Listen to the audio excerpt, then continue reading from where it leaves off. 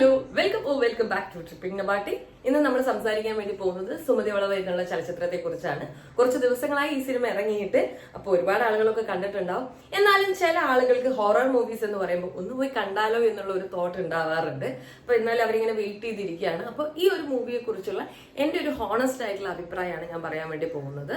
സത്യം പറഞ്ഞു കഴിഞ്ഞാൽ എനിക്ക് ഈ പടത്തിനെ കുറിച്ച് നല്ലൊരു എക്സ്പെക്ടേഷൻ ഉണ്ടായിരുന്നു.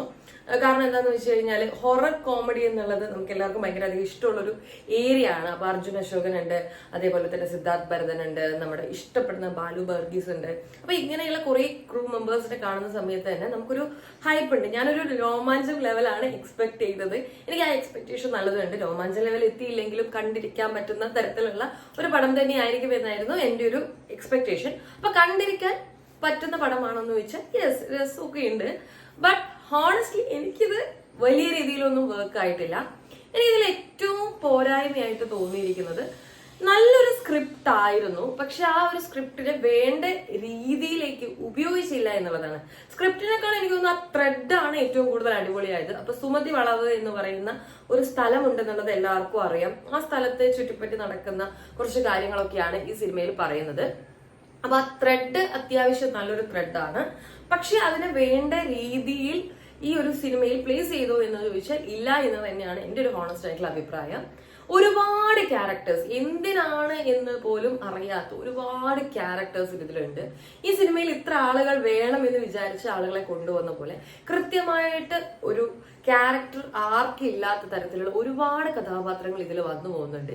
ഇവരൊക്കെ എന്തിനാന്ന് ചോദിച്ചു കഴിഞ്ഞാൽ എനിക്ക് തോന്നുന്നു ഈ സിനിമയുടെ ഒരു പോരായ്മയായി മാറിയതും അത് തന്നെയാണ്. ഇവരൊക്കെ എന്തിനാണ് വന്നത് എന്ന് നമുക്ക് ലാസ്റ്റ് കഴിഞ്ഞു കഴിഞ്ഞാൽ തോന്നിപ്പോകും. പിന്നെ എനിക്കിതിൽ ഇഷ്ടപ്പെടാതിരുന്ന ഒരു കാര്യം എന്ന് പറയുന്നത് ഇതിലുള്ള സോങ്സ് ആണ്. സോങ്സ് എന്ന് പറഞ്ഞു കഴിഞ്ഞാൽ ഒരു ആവശ്യവും ഇല്ലാത്ത കുറേ പാട്ടുകൾ.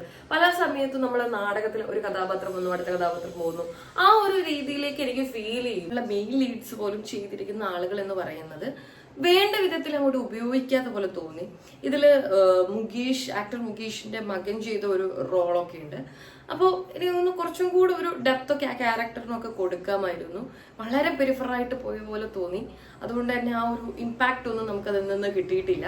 പിന്നെ അർജുൻ അശോകന്റെ ആയാലും നമ്മൾ കണ്ട് മടുത്ത പോലത്തെ കുറേ മാനറിസംസ് ഉണ്ട്. അപ്പൊ അതിലൊക്കെ ഒരു ആവർത്തന വിരസത നമുക്ക് തോന്നിപ്പോകുന്നുണ്ട്. പിന്നെയുള്ള എനിക്കിതിൽ ഒരു ഇഷ്ടപ്പെട്ടൊരു കാര്യം എന്ന് പറയുന്നത് ഇതിന്റെ ഒരു ലൊക്കേഷനും അതേപോലെ തന്നെ അവിടെ ഉപയോഗിച്ചിരിക്കുന്ന പഴയ കാലമാണ് കാണിച്ചിരിക്കുന്നത്. അപ്പോൾ ആ ഒരു ചെറിയ ഏരിയ ഒക്കെ, ആ കാസറ്റ് കടയും ആ പ്ലേസസും ഒക്കെ എനിക്ക് ഇഷ്ടമായിട്ടുണ്ട്. പക്ഷെ പഴയ രീതിയിലുള്ള ചില കാര്യങ്ങൾ ഒന്നും അത്ര വേണ്ടത്ര രീതിയിൽ തോന്നിയിട്ടില്ല. ഇടയ്ക്കൊരു മിസ്മാച്ചിങ് ഒക്കെ അവിടെ ഇവിടെയൊക്കെ ആയിട്ട് തോന്നിയിട്ടുണ്ട്.